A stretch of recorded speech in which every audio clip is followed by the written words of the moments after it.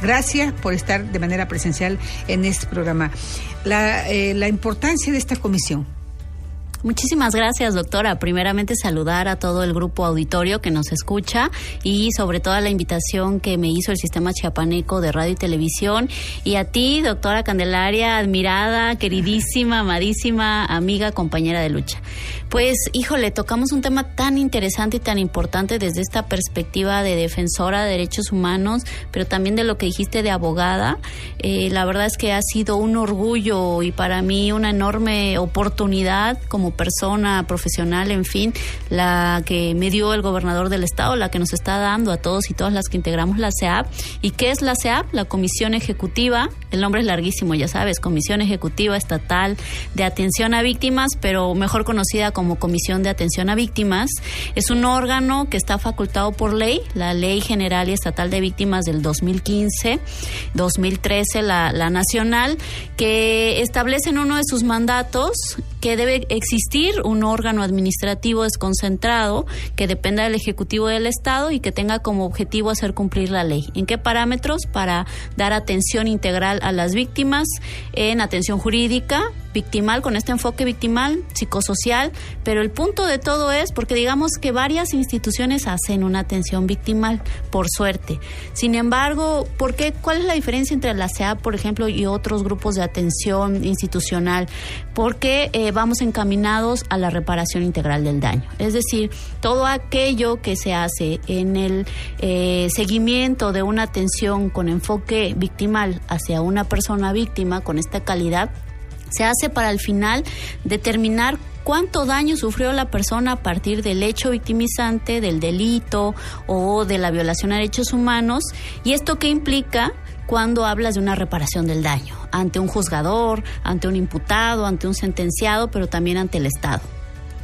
Claro, cuando hablamos de esta palabra que nos pega, bueno, a mí también quiero decirte que cuando escucho reparación integral de daño, pues nos traduce, nos traslada a pensar, bueno, ¿qué es, no? Yo no quisiera ni decirlo con mis palabras, pero para el auditorio que nos sintoniza, y principalmente, porque además repara daños no solo de mujeres, sino de hombres y de todas las edades.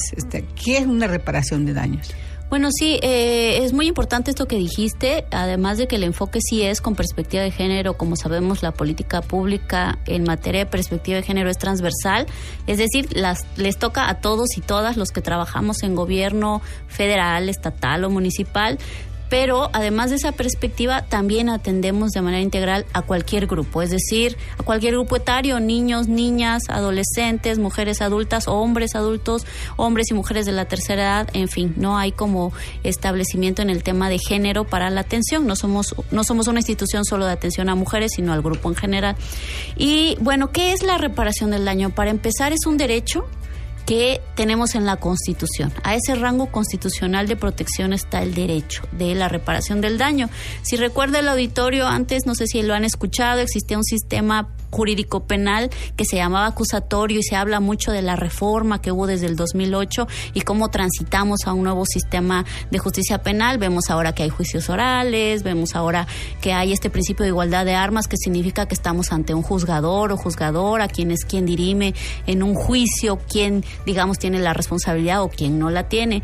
Cuando se debate el cambio o la transición de sistema, también se incorpora ahí como un derecho a esa altura, el derecho no solo a la verdad o la justicia, sino ahora también el derecho a la reparación del daño. Entonces es un derecho que tiene un estándar muy alto, es un derecho constitucional, es un derecho que está incluso en el sistema interamericano y que no es más aquel que tiene la persona que haya sufrido un daño, ese derecho a poder ser restituido si fuera posible a la forma en que estaba antes de que sucediera el hecho, pero sabemos que es muy complicado cuando hablamos de violaciones muy grandes a derechos humanos, como un homicidio, por ejemplo, cómo restituyes a la familia la pérdida de un ser querido, pero entonces también puede ser traducido a terapias psicosociales, por ejemplo, en desplazamiento, a una reubicación, compras de terreno, a una indemnización o a una disculpa pública, puede ser en términos no monetarios, o que tengas acceso a la verdad y la justicia.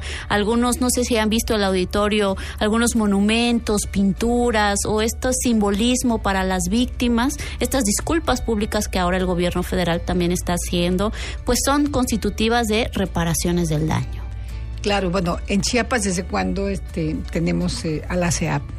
Pues la verdad es que fue el gran impulso de nuestro gobernador, el doctor Rutilio Escandón Cadenas, que entrando el sexenio como un gran jurista que es, pues crea la CEAB, esta faltante desde el 2015, que teníamos una ley ya estatal a modo de espejo, de copia y pega, como decimos acá coloquialmente, de la nacional, pero no tenía las facultades para poder, digamos, empezar estos procedimientos. Entonces entra y administrativamente la crea en el 2019 y nosotros entrando, casi finalizando 2019, entrando 2020, ya empezamos a atender recomendaciones de derechos humanos muy grandes, de grupos vulnerables, incluso que han tenido muchísimos años atrás conflictos territoriales, conflictos políticos. Estoy hablando de contextos de nuestras hermanas y hermanos indígenas, pero también ahora con el tema de migración.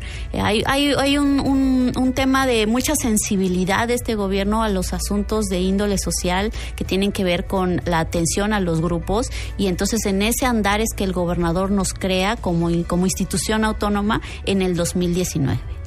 Bueno, hemos visto a la Comisión Estatal Ejecutiva de Atención a Víctimas, el CEAP, que ha crecido, ¿no? Y tiene propios recursos. Sí, claro, por supuesto. Se sabe a nivel nacional que había unos montos de fideicomisos muy elevados. Conocemos que la estructura de nuestra política es de austeridad. Entonces, digamos que a pesar de eso, de esa política nacional y con este empuje a poder atender las causas sociales más duras y graves de pobreza o de vulneración de derechos, pues la CEAP subsiste e incluso se le dota de recursos, pocos, claro, racionalizados, por supuesto, pero sí tiene recursos debidos para, obviamente, para contratar personal especializado, porque pues no podemos trabajar cualquier persona en la CEAP. Tiene que tener un perfil de atención a grupos en situaciones de, por ejemplo, violaciones a derechos humanos, en índole sexual, incluso niños, niñas, migración, desplazamiento. Entonces tiene que ser personal muy cualificado.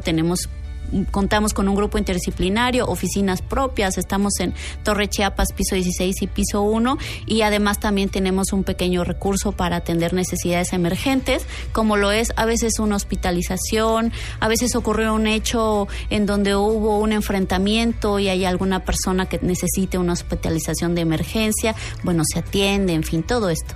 Ok, bueno, pues es parte, le vamos a seguir preguntando otras cosas más profundas, pero ahorita vamos a hacer una pausa y